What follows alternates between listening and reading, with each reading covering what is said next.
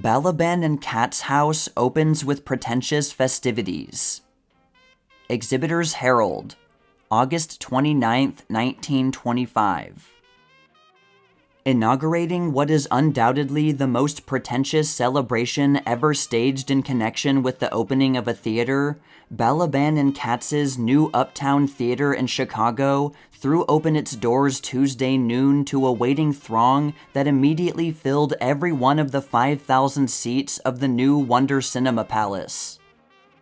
The opening, following a dress rehearsal last night to an invited audience that packed the house, marked the close of one of the greatest pre-opening exploitation campaigns ever executed in Chicago, which was staged in cooperation with the merchants of the Central Uptown Chicago Association. This same organization is sponsoring a week of activity in the vicinity of the theater, a week in which parades, concerts, dances, daredevil exhibitions, and similar affairs will make the new playhouse the center of attraction for the city's vast north side. It is figured that 100,000 persons daily will witness and participate in the elaborate program. The Uptown reveals a new grandeur and magnitude among modern motion picture theaters.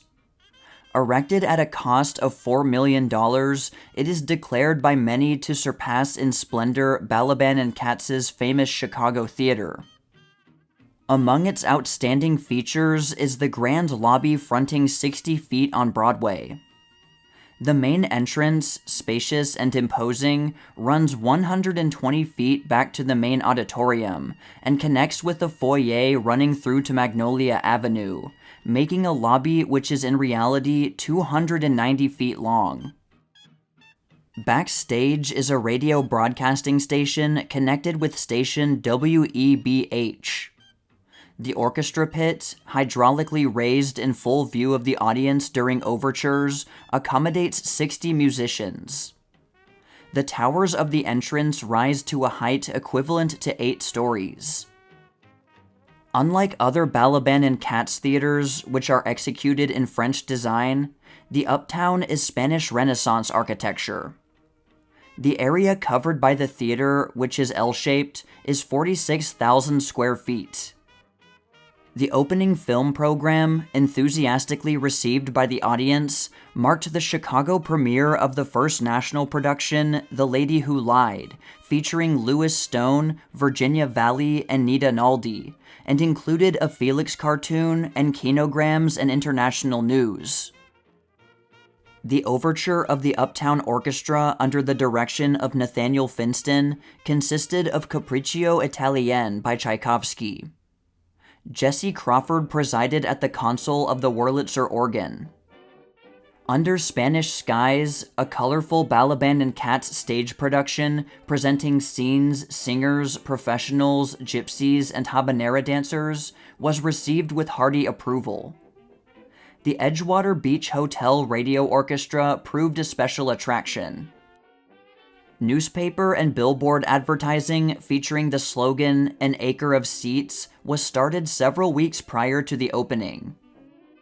Located in one of the most wealthy and most busy districts of Chicago, the Uptown has been viewed by the Businessmen's Association of the vicinity as a decided boom to the growth of the community. The gala events scheduled for the balance of the week will culminate with a prosperity parade on Friday, in which more than 300 merchants will enter floats, and in which more than a dozen bands will take part. Balaban and Katz's new $4 million Uptown Theater, Chicago. Exhibitors Herald, October 10, 1925. Balaban and Katz, in their new Uptown Theater, Chicago, have again erected a motion picture palace which, for beauty, elaborateness, and general grandeur, fairly beggars description.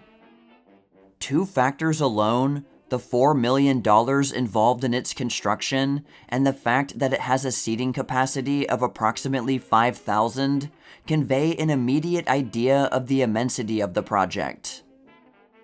Beyond this, nothing short of a personal tour of the Uptown can adequately picture its dazzling beauty, its ornate embellishments, and the splendid work of the artists and artisans who have created in it such a monument to the motion picture.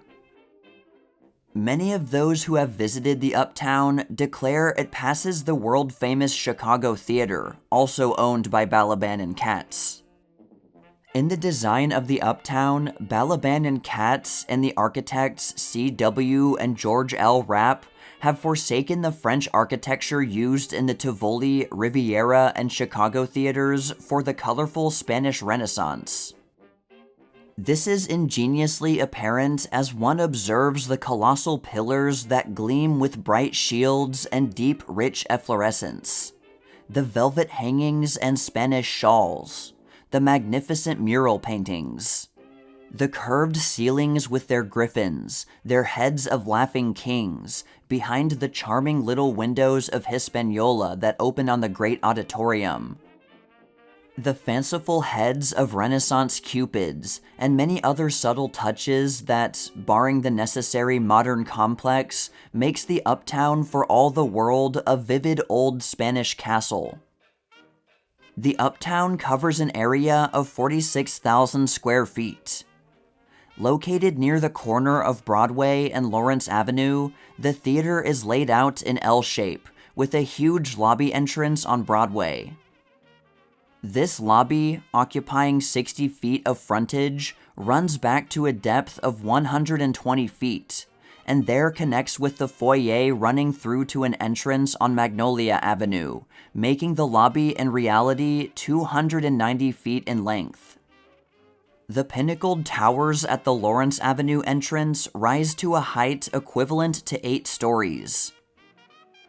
A feature of the facade are the colorful windows, which can be seen from the grand lobby, and from which, with the aid of floodlighting, a beautiful effect is obtained. The main auditorium is 213 feet in length and 170 feet in width. The ceiling is 92 feet in height. A feature of the new Uptown is the elevating orchestra pit, which permits the musicians to come into full view of the audience during overtures. Built over the orchestra pit floor is a resonator orchestral bass, designed by the Gallagher Orchestra Equipment Company of Chicago. The resonator bass is declared to greatly improve the tonal qualities of the music and to increase volume. One of the finest organs ever turned out by the Rudolf Wurlitzer Company has been installed in the Uptown. Projection equipment in the Uptown, supplied by Exhibitors Supply Company, includes simplex projectors, Hall & Connolly high-intensity lamps, and Cinephore lenses. Stage lighting equipment was installed by the Chicago Cinema Equipment Company, while concealed lighting in various parts of the house represents the work of engineers of the Curtis Lighting Incorporated. The large steel and asbestos curtain in the Uptown was installed by the James H. Channon Manufacturing Company. Ice machines for cooling the Uptown, having a capacity equal to the making of 365 tons of ice per day, were manufactured by the Brunswick Crochel Company of New Brunswick, New Jersey. Marshall Field and Company of Chicago supervised the decoration of the Uptown, furnishing draperies, carpets, and the furniture used throughout the house. The comfortable seats in the Uptown are the product of the American Seating Company. A switchboard, said to be the largest in the world and manufactured by the Major Equipment Company, has been installed in the Uptown. Probably the most auspicious series of events ever staged in connection with the theater opening occurred the week the doors of the Uptown were flung open. An entire week of celebration was staged in the vicinity of the theater, with parades, stunts, exhibitors, and other attractions drawing thousands from every part of the city to the house.